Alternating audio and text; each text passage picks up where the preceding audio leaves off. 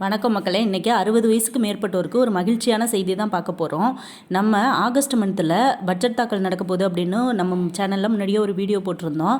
அதே போலவே 5ஆம் தேதி கண்டிப்பாக 60 வயசுக்கு மேற்பட்டவங்களுக்கு இந்த ஓய்வூதியமாக 3000 ரூபா கொடுக்குற திட்டத்தை உடனே அறிவிக்க போகிறாங்க அப்படின்ற மாதிரி ஒரு தகவல் வெளியாகிருக்கு. அதை பற்றி தான் இந்த வீடியோவில் ஃபுல்லாக பார்க்க போகிறோம். நம்ம சேனலில் இப்போ தான் ஃபஸ்ட் டைம் பார்க்குறீங்க அப்படின்னா சேனலை கண்டிப்பாக சப்ஸ்கிரைப் பண்ணி பக்கத்தில் இருக்க பெல் ஐக்கானையும் கிளிக் பண்ணிக்கோங்க. அப்போ தான் நான் மத்திய மாநில அரசு கொடுக்கக்கூடிய நலத்திட்டங்கள், இலவசங்கள் இதை பற்றின வீடியோ நான் அப்டேட் பண்ணுறது உங்களுக்கு உடனுக்குடனே அந்த தகவல் பயனுள்ள தகவலாக சேரும்.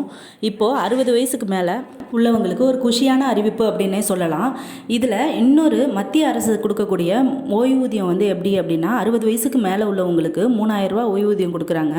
ஆனால் அதில் 21 வயசுக்கு மேலேருந்து அவங்க 40 வயசுக்குள்ளே ஒரு குறிப்பிட்ட அமௌண்ட்டை அவங்க செலுத்துகிற மாதிரி இருக்கும். அந்த அமௌண்ட்டை செலுத்தி அவங்க அதை லாஸ்ட்டில் அது சென்ட்ரல் கவர்மெண்ட் ஸ்கீமாக மாதம் 3000 ரூபா கொடுப்பாங்க. ஆனால் குறிப்பிட்ட தொகை நம்ம செலுத்தி அதை அடல்ட் பென்ஷன் யோஜனா அப்படின்ற மாதிரி சொல்லுவாங்க. ஆனால் நம்ம தமிழ்நாடு கவர்மெண்ட் சிஎம் அவர்கள் ஒரு 60 வயசுக்கு மேலே உள்ளவங்களுக்கு நம்ம கொடுக்கக்கூடிய பணம் ஒரு அவங்களுக்கு உதவியாக இருக்கட்டும், வயதானவர்கள் முதியவர்கள் யாரையும் நம்பி இருக்க வேண்டிய அவசியம் இல்லை அப்படின்றதுக்காக அவங்க மதிப்புமிகு மகளிர் திட்டத்துக்கு 2500 ரூபா கொடுப்பது போல் 60 வயசுக்கு மேலே உள்ளவங்களுக்கு 3000 ரூபா மாதம் ஓய்வூதியமாக கொடுக்கணும் அப்படின்ற மாதிரி நம்ம சிஎம் அவர்கள் முடிவு பண்ணியிருக்காங்க. இதை ஆல்ரெடி தேர்தல் அறிக்கையில் அவங்க வெளியிட்டிருந்தாங்க. பட் இது பட்ஜெட் தாக்கலில் நம்மளுக்கு அதை கையெழுத்திட்டால் மட்டும்தான் அதிகாரப்பூர்வ அறிவிப்பு நமக்கு கொடுப்பாங்க. இப்போயுமே ரேஷனில் நிறைய அதில் ரிலாக்ஸேஷன்ஸ், ரேஷனில் நிறைய திருத்தங்கள் இதெல்லாம் பண்ண சொல்லியிருந்தாங்க. ரேஷன் கார்டில் யார் யார் பண்ணினீங்க அப்படின்றது தெரியலை. கண்டிப்பாக 60 வயசுக்கு மேலே உள்ளவங்க இந்த திருத்தங்களை பண்ணியே ஆகணும். கண் கருவிழி, கைரேகை இது எல்லாத்தையுமே நம்ம ரினிவல் பண்ணணும். ஏன் அப்படின்னாக்க நம்ம உயிரோட இருக்கமா, நம்ம ஆக்டிவில் தான் இருக்கமா அப்படின்றத கவர்மெண்ட் நம்மளை மானிட்டர் பண்ணுறதுக்காக தான் நம்மளோட ரேஷன் கார்டை ஸ்மார்ட் கார்டாக கொடுத்துருக்காங்க. அந்த ஸ்மார்ட் கார்டை நம்மளை மானிட்டைஸ் பண்ணாலே நம்மளை பற்றின நம்ம ஃபேமிலி டீட்டெயில்ஸ் எல்லாமே கவர்மெண்ட்டுக்கு தெரிய வரும். யாரும் பண்ணாமல் இருந்தீங்கன்னா கண்டிப்பாக போய் ரேஷன் கடையில் அவங்கவுங்க ஊரில் உள்ள பஞ்சாயத்தில் உள்ள ரேஷன் கடை, எந்தெந்த ரேஷன் கடையில் போய் நீங்கள் என்னென்ன ஜாமான் வாங்குவீங்களோ அந்த கடையிலே போய் நீங்கள் இகேஒய்சி பண்ணணும், அதை ரினிவல் பண்ணணும் அப்படின்னு சொன்னீங்கன்னா அங்கே ரேஷன் கடையில் இருக்கவங்களே கண்டிப்பாக உங்களுக்கு பண்ணி கொடுத்துருவாங்க. அங்கே ஃபிங்கர் பிரிண்ட் வைக்கிற பயோமெட்ரிக் இருக்கும். அதிலேயே உங்கள் கைரேகையை இணைச்சிருவாங்க. கண் கருவிலேயே ஃபோட்டோ எடுத்து உங்களுக்கு உங்களோட ரேஷன் கார்டில் உங்களை ரினிவல் பண்ணி கொடுத்துருவாங்க. ஃபேமிலியில் எத்தனை மெம்பர்ஸ் இருந்தீங்கனாலும் கண்டிப்பாக அதை பண்ணியே ஆகணும். வெறும் அரிசி, பருப்பு, கோதுமை இது மட்டும் வாங்குறதுக்காக நம்மளுக்கு ரேஷன் கார்டு இல்லை. ரேஷன் கார்டை வச்சு தான் நமக்கு எல்லாமே ஒரு கவர்மெண்ட் ஜாப் ஆகட்டும், ஒரு நலத்திட்டங்களாகும், மத்திய மாநில அரசுகள் எல்லாம் கொடுக்கக்கூடிய அனைத்து திட்டங்களுமே நம்மளோட ஸ்மார்ட் கார்டை வச்சு, ரேஷன் கார்டை வச்சு தான் எல்லாமே பண்ணுறாங்க.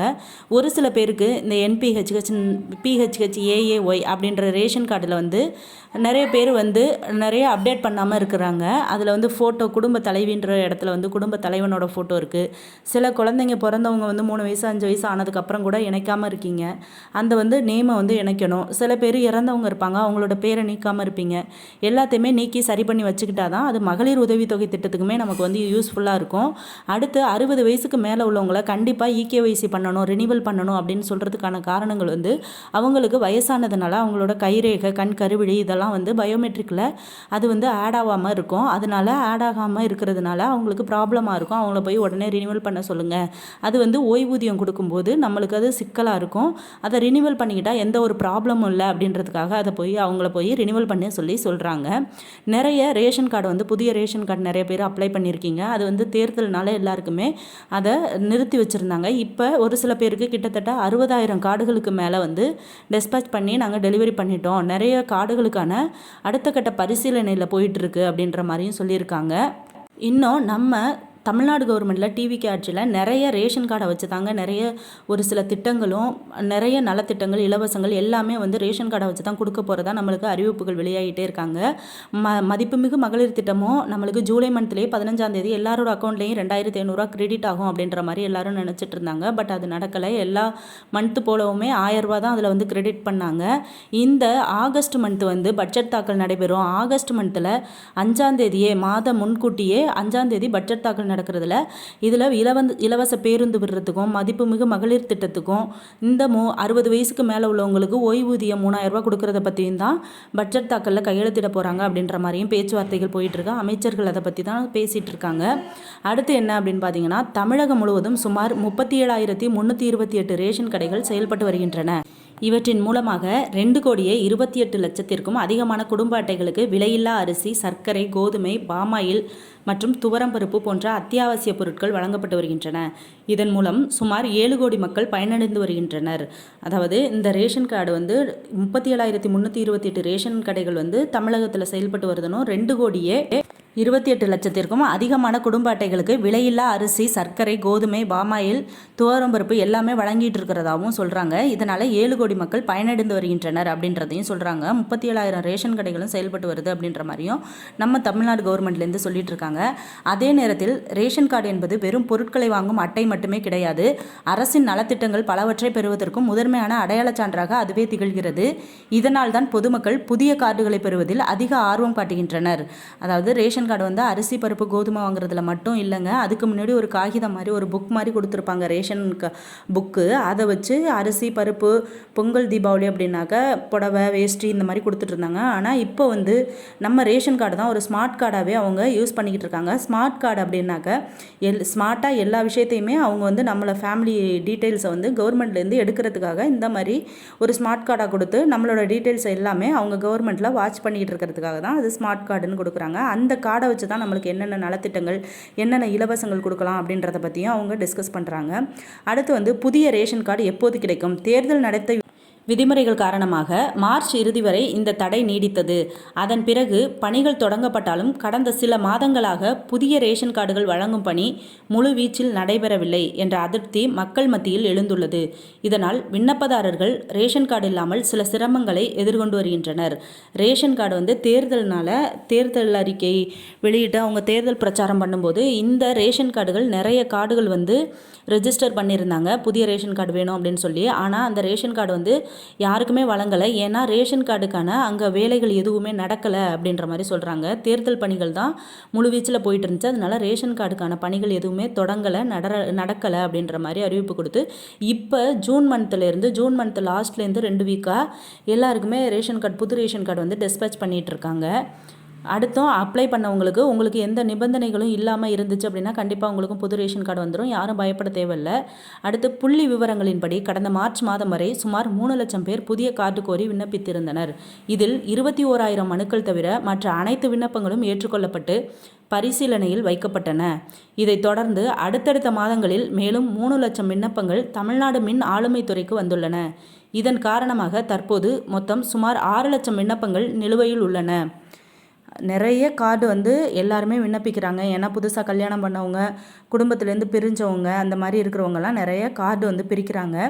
அதனால் வந்து எல்லாமே 7 கட்டமாக நாங்கள் வந்து அதை நிபந்தனைகளை செக் பண்ணி அவங்க அந்த ஃபேமிலிக்கு இந்த கார்டு கொடுக்கலாமா, முகவரி கரெக்டாக இருக்கா, அதெல்லாம் செக் பண்ணி தான் நாங்கள் கொடுக்குறோம். அதில் வந்து இன்னுமே 6 லட்சம் ரேஷன் கார்டு விண்ணப்பங்கள் வந்து நிலுவையில் இருக்குது செக் பண்ணுறதுக்கு அப்படின்ற மாதிரி அறிவிப்பு சொல்லியிருக்காங்க.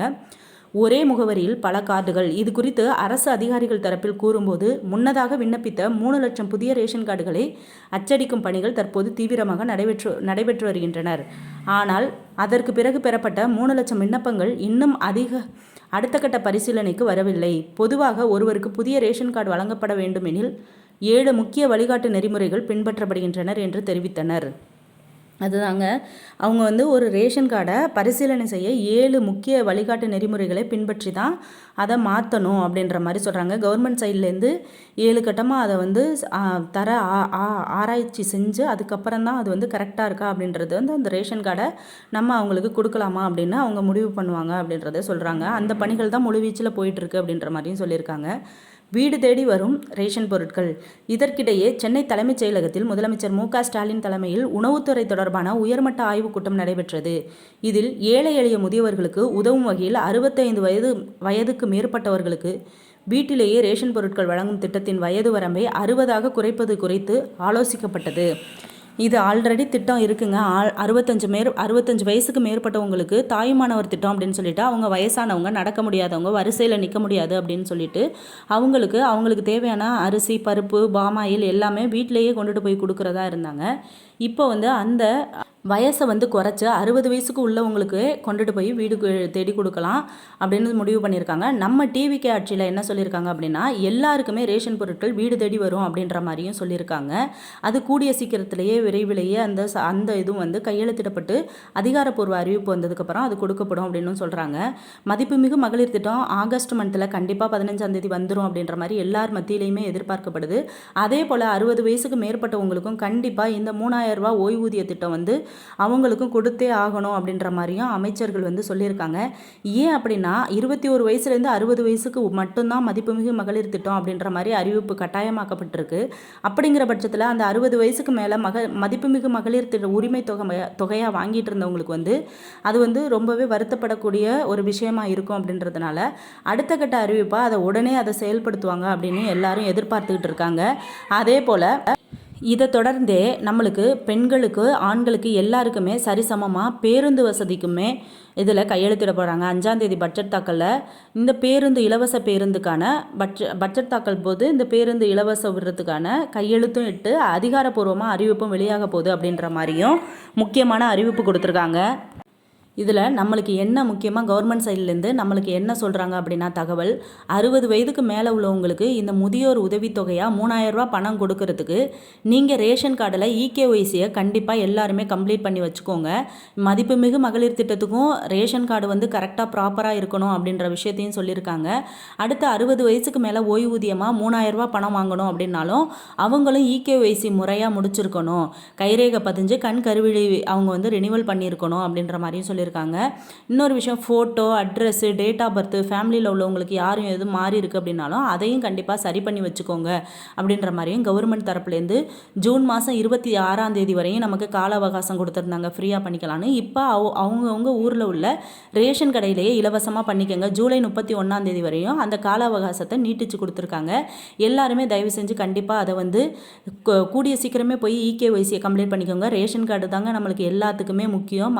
மதிப்புமிகு மகளிர் திட்டம், நலத்திட்டங்கள், இலவசங்கள் அனைத்துக்குமே நம்ம ரேஷன் கார்டை தான் சரி பண்ணி வச்சுக்கணும் அப்படின்னு சொல்கிறாங்க. அதனால் 60 வயசுக்கு மேலே உள்ளவங்க மதிப்புமிகு மகளிர் திட்டத்திலேருந்து பேரை நீக்கிட்டாங்க அப்படின்னு யாரும் வருத்தப்பட தேவையில்லை. கண்டிப்பாக அவங்களுக்கு வந்து ஓய்வூதியமாக 2500 ரூபாயை விட கூட்டுத்தொகையாகவே 3000 ரூபாய் கொடுக்க போகிறாங்க அப்படின்ற மாதிரியும் சொல்லியிருக்காங்க நம்ம டிவிக்கு ஆட்சியில். அது கூடிய சீக்கிரமே 2 அறிவிப்புமே ஒன்றா தான் வரப்போகுது அப்படின்ற மாதிரியும் மக்கள் தரப்பில் எதிர்பார்ப்புகள் நிறையவே இருக்குது. அது நடக்கும் அப்படின்ற மாதிரியும் கூடிய சீக்கிரம் பட்ஜெட் தாக்கலில் வந்து இதுதான் ஃபஸ்ட்டு முன்னெடுத்து கையெழுத்திட போகிறாங்க அப்படின்ற மாதிரியும் அறிவிப்புகள் கொடுத்துட்டே இருக்காங்க. அதனால் 60 வயசுக்கு மேலே உள்ளவங்க யாருமே பயப்பட வேண்டாம். கண்டிப்பாக இது வந்து கூடிய சீக்கிரம் எல்லார் கையிலுமே முதியோர் ஓய்வூதியமாக கிடைக்கும் அப்படின்ற மாதிரி சொல்லியிருக்காங்க. இது போன்ற மத்திய மாநில அரசு கொடுக்கக்கூடிய நலத்திட்டங்கள், இலவசங்கள் இதை பற்றி தாங்க நம்ம சேனலில் வீடியோ போட்டுட்ருக்கோம். நம்ம வீடியோவை மறக்காமல் சப்ஸ்கிரைப் பண்ணி வச்சுக்கோங்க. யாருக்கும் இந்த போல் தகவல் தேவைப்படுது அப்படின்னா, பக்கத்தில் இருக்கவங்க யாருக்கும் தெரியல அப்படின்னா வீடியோவை கண்டிப்பாக ஷேர் பண்ணிக்கோங்க. இன்னொரு முக்கியமான தகவலோட உங்களை அடுத்த வீடியோவில் மீட் பண்ணுறேன். நான் திரும்பவும் சொல்கிறது, ரேஷன் கார்டை தயவு செஞ்சு இகேஒய்சி பண்ணாதவங்க கம்ப்ளீட் பண்ணி வச்சுக்கோங்க. ஓகே, நன்றி.